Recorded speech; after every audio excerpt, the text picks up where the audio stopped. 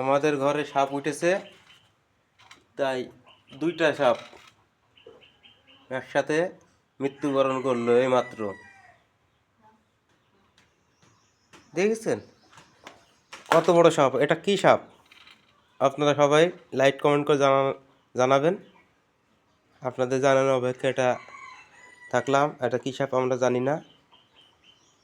এটা ছিল পাকা ঘরের ওই টিন শেডের কোলে, মানে সিঁড়ি ঘরের ওই কোলে কোলে ছিল, দুইটো ছিল এই জায়গায়। তাই আপনাদের দেখানোর চেষ্টা করলাম। আপনারা অবশ্যই কমেন্টে জানাবেন এটা কী সাপ। সাপটা কিন্তু জানতো এখনো। আমার কিন্তু সাহসে এখনও গা কাঁপছে, তাও সাহস নিয়ে ভিডিও করে আপনাদের দেখানোর চেষ্টা করলাম। হাতও কাঁপছে, আপনারা ভিডিও দেখলে অবশ্যই বুঝতে পারবেন।